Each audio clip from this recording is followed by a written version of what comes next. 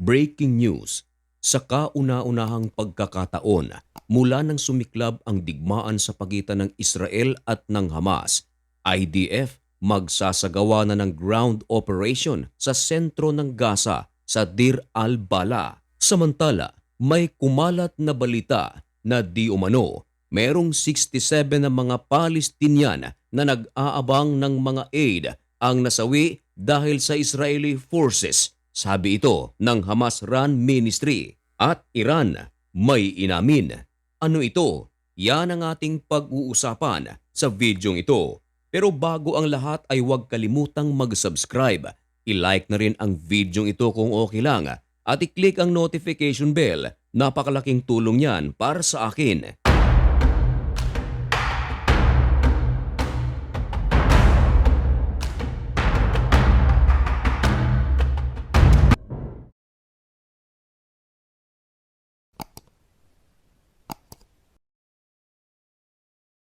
Maligayang pagbabalik mga kaibigan. Kumusta kayong lahat? Ngayon ay July 21, 2025 at nagbabaga at napakabagong balita ang ating ihahatid sa inyo.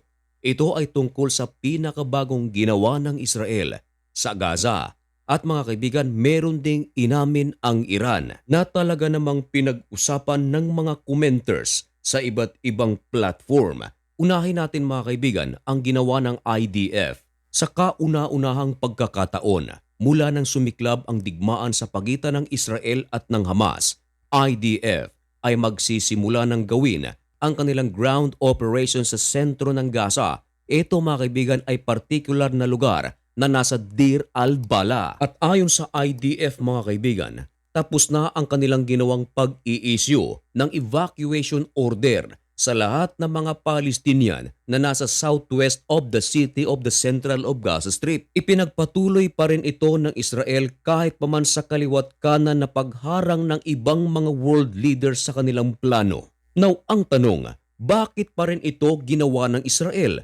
Kahit na mga alyado ng Israel ay nagbabala na kay Benjamin Netanyahu pero itinuloy pa rin ito. Ayon na rin sa gobyerno ng Israel, resulta na rin mga kaibigan sa pangangalap ng information ng kanilang intelligence. Ang nasabing lugar mga kaibigan, Deir al-Bala, muling nagpapalakas ang Hamas habang nagkakaroon ng operation ang IDF sa iba't ibang bahagi ng Gaza. Pero mayroong isang lugar mga kaibigan na hindi gaanong pinapakailaman ng Israel at ngayon napag-alaman na ang Hamas mga kaibigan ay nag-iipon pala ng mga armas at nagre-regroup ang kanilang mga sundalo. Ayon sa Israel mga kaibigan, ang dahilan kung bakit hindi nila gaanong inaatake ang Deir al-Bala sabagat sa lugar na ito mga kaibigan nakalagay ang maraming mga evacuation center at mga refugee camps. Kaya nabigla ang IDF mga kaibigan sa kanilang natuklasan. Lumalabas mga kaibigan na ginagamit na naman ng Hamas ang mga tao na nasa mga refugee camps upang dito sila magkubli. Kaya hindi na nagdalawang isip ang gobyerno ng Israel. Ipinapakalat ngayon mga kaibigan ang IDF para sa gagawing ground operation. Ito mga kaibigan ay talagang pinag-usapan ng mga world leaders at mga eksperto. Bakit? Napakalaking bagay raw nito. Kasalukuyan kasi mga kaibigan na nagkakaroon ng ceasefire negotiation ang Israel at Hamas sa Qatar. Ngayon, kahit na merong ceasefire negotiation na nangyayari sa pagitan ng magkabilang panig, dinadala raw ng Hamas ang isang panibagong giyera na nasa Deir al-Bala dahil sa kanilang muling pagre-regroup at pagpupondo ng mga armas sa naturang lugar. At ayon sa Israel, hindi nila pahihintulutan na ang Hamas ay mamayagpag pa sa Gaza. Nais nila na tuluyan na itong mawasak at lalong-lalo mga kaibigan, hindi nila papayagan na ito ay mag-regroup. Kaya nababahala mga kaibigan ang maraming mga Palestinian sa pangyayaring ito, maging ang United Nations. Kaya naman nagbibigay ng mga babala ang ibang mga world leaders na kaalyado ng Israel. Dahil nais na mga alyado ng Israel na tumigil na ang putukan sa Gaza. Pero dahil nga sa pangyayaring ito, tila hindi na naman mapipigilan ang Israel. Pero may nilinaw ang IDF mga kaibigan. Hindi raw sila magsasagawa ng ground operation sa mga areas na kung saan pinaniniwalaan nila na doon inilalagay ng Hamas ang kanilang mga bihag.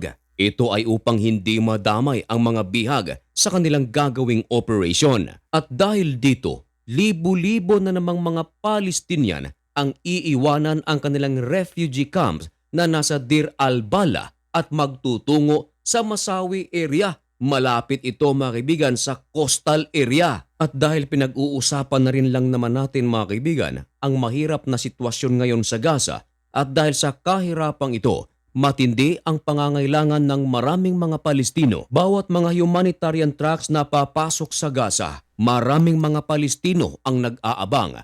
Ang iba ay hindi na makapaghintay at sinasalubong na ito at kusa ng inaakyat ang truck upang makakuha ng kanilang aid. Ibinalita ng BBC na sinabi ng Hamas na merong 67 na mga Palestinians na nag-aabang ng kanilang mga aid.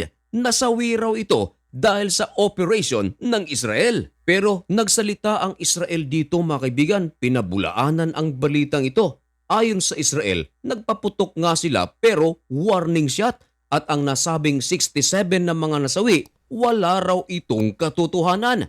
Ang nagsabi lamang daw nito mga kaibigan ay Hamas. Nako, sino kaya sa dalawang kampong ito ang nagsasabi ng totoo? Dako naman tayo mga kaibigan sa balitang Iran.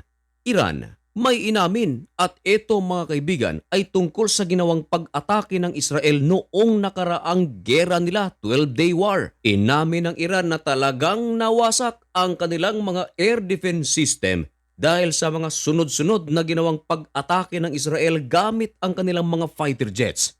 At ayon sa Iran, lahat ng kanilang mga air defense system ay naayos na at ang iba mga kaibigan ay talagang pinalitan na. Ayon sa Iran, meron daw silang sariling domestically made long-range air defense system. Ito yung tinatawag nila mga kaibigan na Babar 373. Dagdag pa ng Iran na maliban sa Babar 373, meron din daw sila mga Russian-made air defense system. Ito yung S-300 system. Pero walang binanggit ang Iran nang matapos ang kanilang gera sa Israel. Walang napaulat na merong pumasok na mga bagong air defense system sa kanilang bansa mula sa ibang bansa. At mga kaibigan, manatiling updated. Huwag magpahuli sa mga pangyayari sa iba't ibang panig ng mundo. Kaya upang maging updated ka, baka naman pwedeng makahingi ng kaunting pabor. I-subscribe mo na ang napakaliit nating channel na ito. At sa lahat ng aking mga kababayan, Luzon, Visayas at Mindanao at sa iba't ibang panig ng mundo, may God bless you and thank you so much for watching. Goodbye!